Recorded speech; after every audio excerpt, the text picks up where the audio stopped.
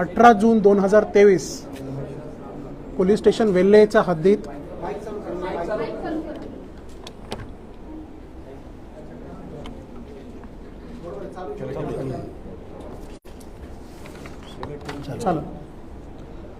दिनांक 18 जून 2023 रोजी police station वेल्हेच्या हद्दीत आपल्याला एक डेड बॉडी सापडली होती गुंजवणे गावाच्या इथं। त्या डेड बॉडीचा रितसर पंचनामा करून आम्ही एक एडी दाखल केली होती।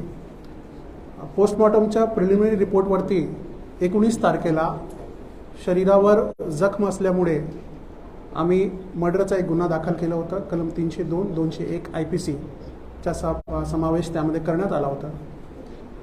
त्या डेड बॉडीची ओळख पडली।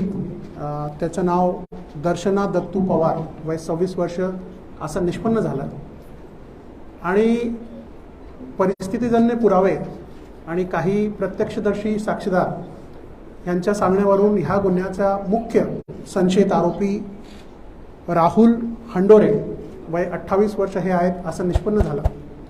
राहुल हा सापडत नव्हता, कोणाशीही कॉन्टॅक्टमध्ये नव्हतं आणि घटना झाल्यापासून तो फरार होता।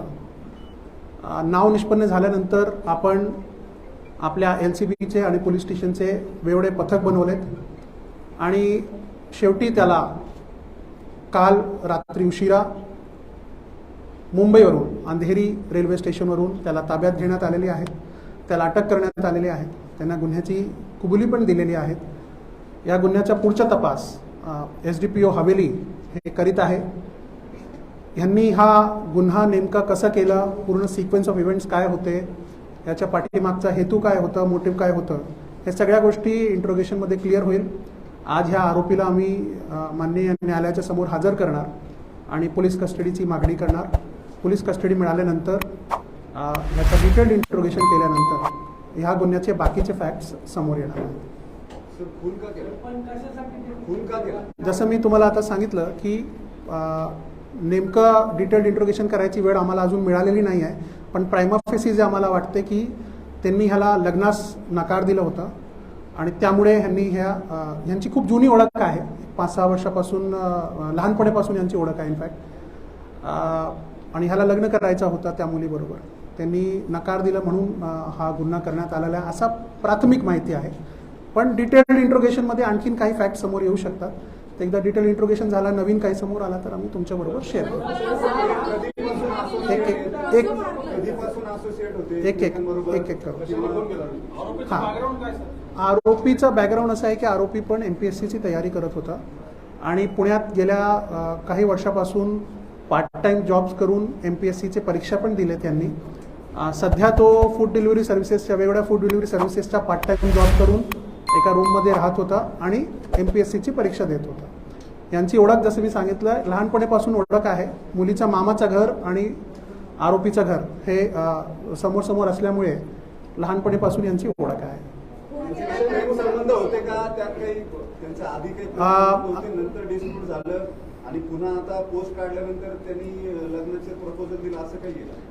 ते आता सध्या नाही सांगता येणार मला, पण ह्यांची ओळख होती आधीपासून एवढं मी तुम्हाला सांगू शकतो। पण नेमकं प्रेम प्रकरण होतं नाही होतं हे सगळ्या डिटेल्ड इंट्रोगेशन नंतरच क्लिअर होईल। नाही, नातेवाईक नाही आहे। नाही, दर्शनाने नकार। आता हा ट्रेनने फिरत होता वेगळ्या ठिकाणी, आम्हाला याचं लोकेशन पण येत होता। आता पूर्ण जसं मी सांगितलं पूर्ण इंट्रोगेशन मध्ये क्लिअर होईल कुठे कुठे गेला, काय काय गेलं। आमच्या माहितीप्रमाणे हा जे आतापर्यंत आम्हाला माहिती आली आहे ते वेस्ट बेंगॉल मध्ये गेला होता आणि महाराष्ट्रात पण वेगवेगळ्या ठिकाणी गेला होता। शेवटी अंधेरीवरून याला मुंबईवरून आम्ही अटक केली। घरच्या काही लोकांबरोबर ह्याचे अधूनमधून संपर्क झालेले होते। अजून काही ती माहिती अजून नाही आहे आमच्याकडे। जसं मी सांगितलं ही प्रिलिमिनरी माहिती आहे। कालच रात्री त्याला पकडलं आहे। नाही, अजून तर असं काही नाही आहे समोर। काही असं समोर आला तर तुम्हाला सांगण्यात नाही। अंधेरी रेल्वे स्टेशनवर होता तो, कदाचित दुसऱ्या ट्रेनचा ट्रेनने पडून जाण्याच्या उद्देशाने किंवा कुठल्याही उद्देशाने ते आला ते नाही, पण रेल्वे स्टेशनवर होतं, आम्हाला माहिती मिळाली, आम्ही त्याला अटक केली. येस. आता हा डिटेलमध्ये सांगेल नंतर, पण स्पॉटवरून आपल्याला काही दगडावर खून आहेत आणि प्रिलिमिनरी पोस्टमॉर्टम रिपोर्टमध्ये शरीरावर शार्प वेपनचे पण मार्क्स आहेत. तर कुठल्या वेपनचे हे ट्रेकिंगसाठी म्हणून केले होते, तर ह्यांनी ठरवून केलं की तिथं दोघांमध्ये डिस्प्यूट झाला आणि त्यामध्ये हे घडलं? नाही, आता त्यांनी ठरवलं होतं, कधी ठरवलं होतं, तयारी कशी केली होती, सोबत काही वेपन घेऊन गेलं होतं का, ह्या सगळ्या गोष्टी डिटेल इंट्रोगेशनमध्येच समोर येईल. आता त्याची मानसिक परिस्थिती त्यावेळेला काय होती ही too early to say that. आम्ही डिटेल इंट्रोगेशनमध्ये आपण बाकी सगळ्या गोष्टी समोर. वेपनचे काही मार्क्स असं म्हटलं की वेपन काही मिळून आलंय त्याच्याकडे किंवा स्पॉटवर मिळालंय? अजून तर काही नाही वेपन मिळालंय आम्हाला, पण शार्प ऑब्जेक्टचे मार्क्स त्याच्या बॉडीवर आहे, हे प्रिलिमिनरी रिपोर्टमध्ये आलेलं आहे. इनफॅक्ट अजून डिटेल्ड पीएमची रिपोर्ट पण डिटेल्ड येणे बाकी आहे, ते डॉक्टरांनी अजून नाही दिले. सिक्वेन्स ऑफ इव्हेंट काय होती, म्हणजे ते इथून गेल्यापासून ते मर्डर होईपर्यंत तो निघून जाईपर्यंत सिक्वेन्स ऑफ इव्हेंट काय? हां, तर मी सुरुवातीला तोच तुम्हाला सांगितलं की सिक्वेन्स ऑफ इव्हेंट्स, मोडस, हे सगळ्या त्यावेळेला क्लिअर होईल 2-3 दिवसांनी इंट्रोगेशन केल्यानंतर. आता आम्हाला जे आमच्याकडे जे परिस्थितीजन्य पुरावे आहे त्यामध्ये असं दिसत आहेत की हे सकाळी 8:30च्या जवळपास हे गेले होते वरती, सुरू केलं होतं ट्रेक यांनी, आणि परत येताना हा एकटाच आला, हा आम्हाला दिसतोय समोरच्या पुराव्यांमध्ये. ह्यांनी काय काय केलं ह्या मधल्या कालावधीत हे आता ह्याच्या डिटेल इंट्रोगेशनमध्ये क्लिअर. वरचा आय विटनेस नाही आमच्याकडे, पण आजूबाजूच्या स्पॉटचे आय विटनेस आहे आमच्याकडे.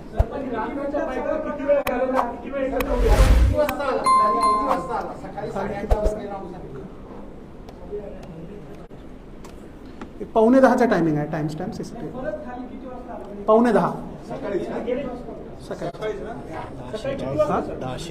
पावणे 11. पावणे 11ला परत आलाय. ना 8:30 ते पावणे 11. नाही, मोटरसायकल नाही सीज आहे अजून कोणी. काय म्हणताय? नाही ना, मिळाली नाही म्हणजे सीज नाही ना.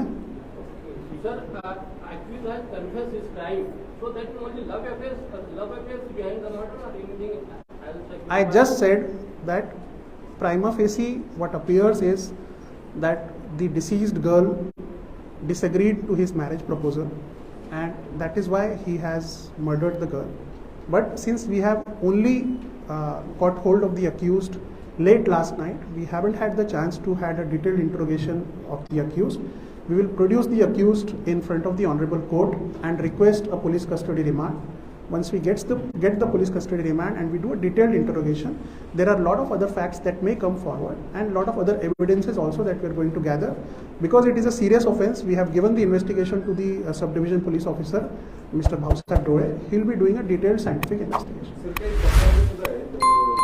बॉडी रिकवर केली आहे वरून, केस वगैरे तिथेच राहिलेले होते बॉडी आणल्यानंतर सुद्धा, हे फोरेन्सिक एव्हिडन्सेस गोळा केलेले नाहीत असं सुद्धा. अशी काही तक्रार आमच्या समोर तर नाही आली आहे, पण काही असेल तर जसं मी आता तुम्हाला सांगितलं की SDPO करतायत इन्व्हेस्टिगेशन. जर असा काही कोणाची चूक आढळून आली तर definitely we will take care of it. कालपर्यंत परवापर्यंत तिथं केस तिचे तशीच होती. We will, like I said, आता आमच्याकडे तर अशी काही ऑफिशियल कंप्लेंट नाही आहे. We have done the best that we could have. स्पॉटवरून सगळ्या पंचांना घेऊन जाऊन सगळं आम्ही केलेलं आहे. तरी काही कमी राहिलेली असेल तर वी विल एक्झामिन. तुम्ही कन्व्हिन्स करायचा प्रयत्न करत होता नातेवाईकांच्या बाबतीत आरोपीला जो पळून जात हे होता? काही आम्ही आमच्या सगळ्या आरोपींना ट्रेस करण्यासाठी आमच्या परीने जे काही शक्य होतं ते आम्ही सगळं करत होतो, तेवढं मी सांगू शकतो.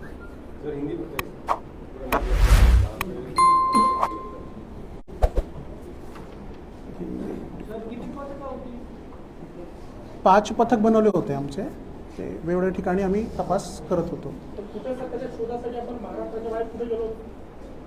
महाराष्ट्राच्या बाहेर नव्हतो गेलो अजून.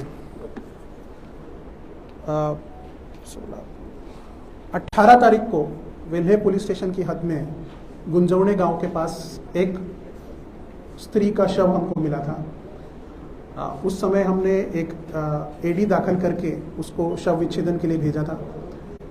शव विच्छेदन की प्राइमरी रिपोर्ट में बॉडी पर कुछ जख्म के निशान थे, जिसके आधार पर हमने वहाँ पर 302-201 IPC ये खून का गुनाह वेल्हे पुलिस स्टेशन में दाखिल किया था.